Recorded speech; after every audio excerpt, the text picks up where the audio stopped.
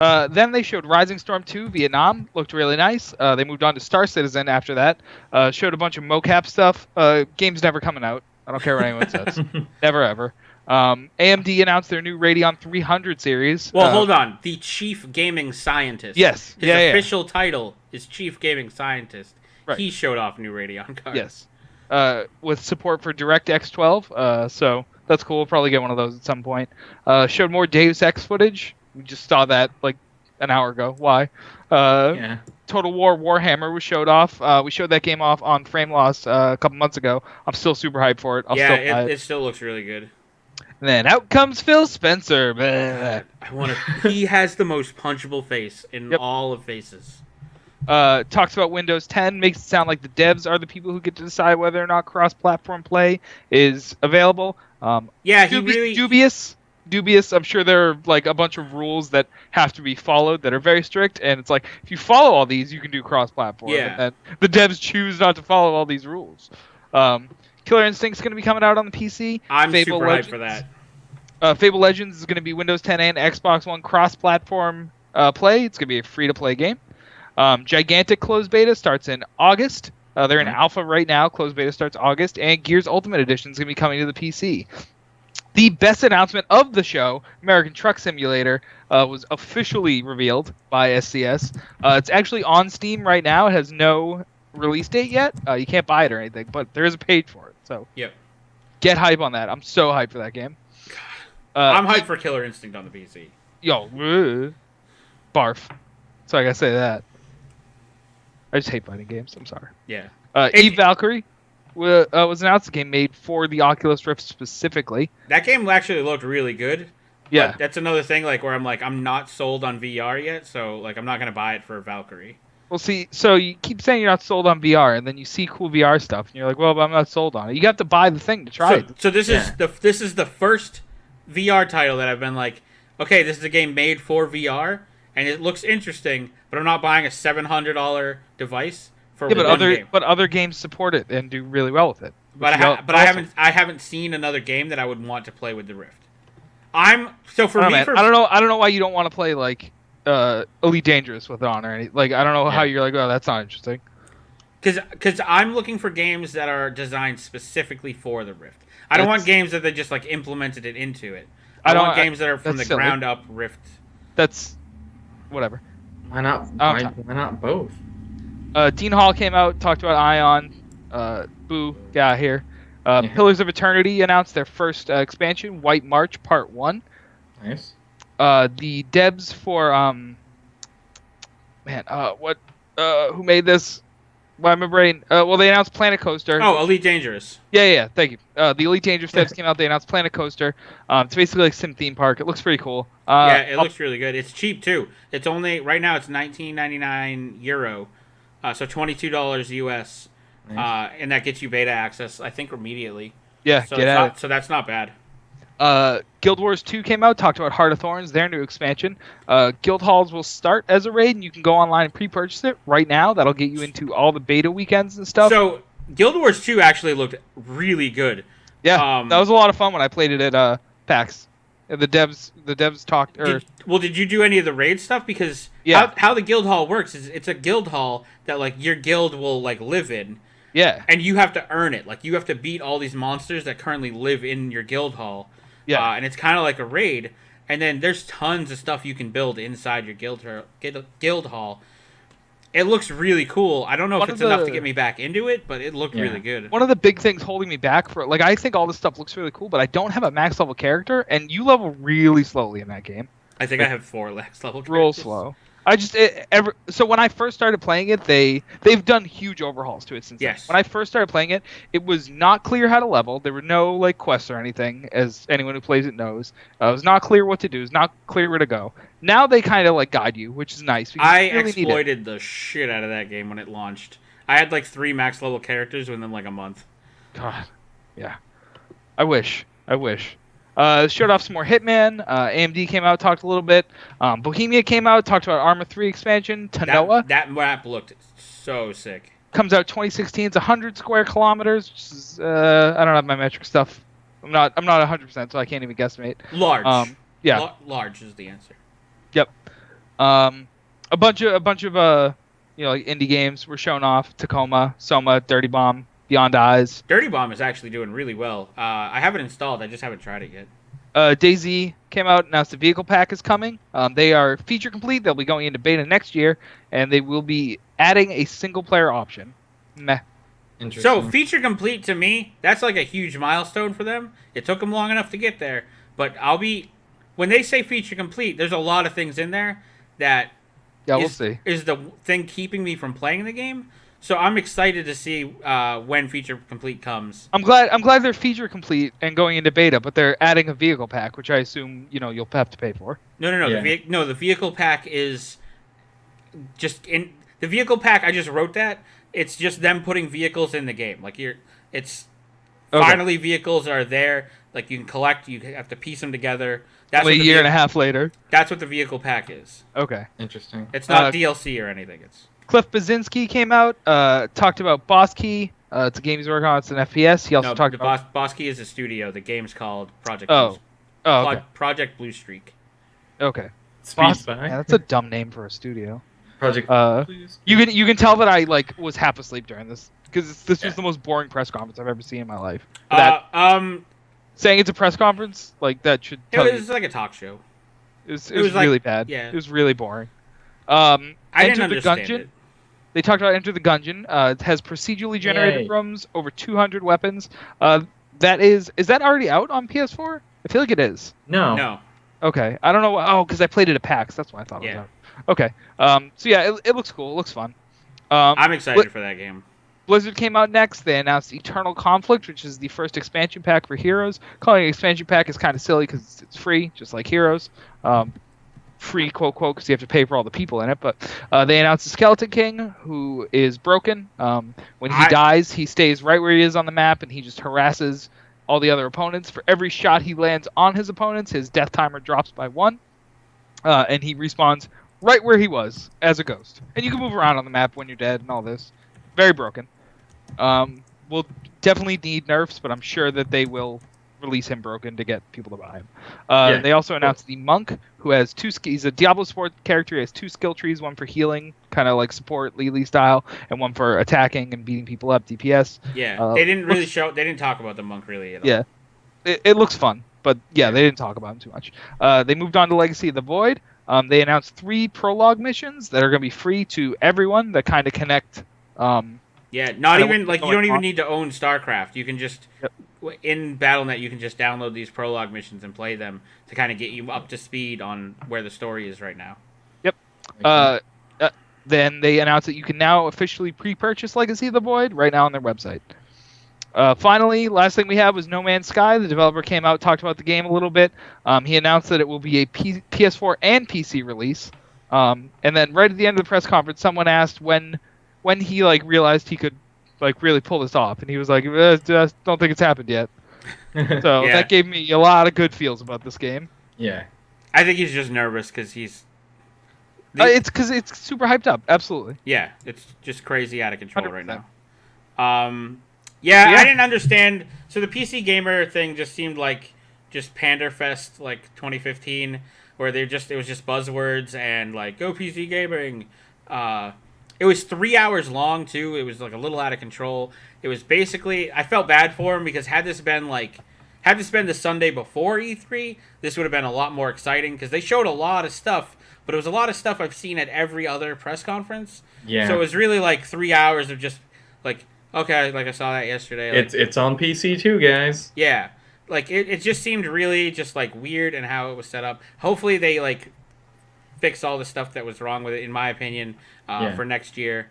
I like the idea of it. I just think without Day 9, I would have turned it off. If Day 9 wasn't the host, I would have turned it off right after Rising Storm was shown. Yep.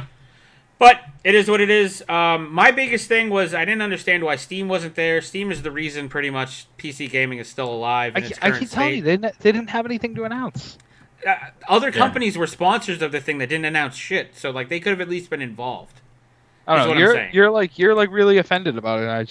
Because PC gaming when Steam first came out, PC gaming was on not even the decline. PC gaming was in a wasteland of this isn't working. Like if they were there, and just came out and didn't do anything, people would have ripped them apart. No, for they that. didn't. No, I didn't. I'm not even saying I don't want them. Just be like a sponsor. Like show support for this thing. This is your baby. Like you're basically a monopoly on the PC gaming front.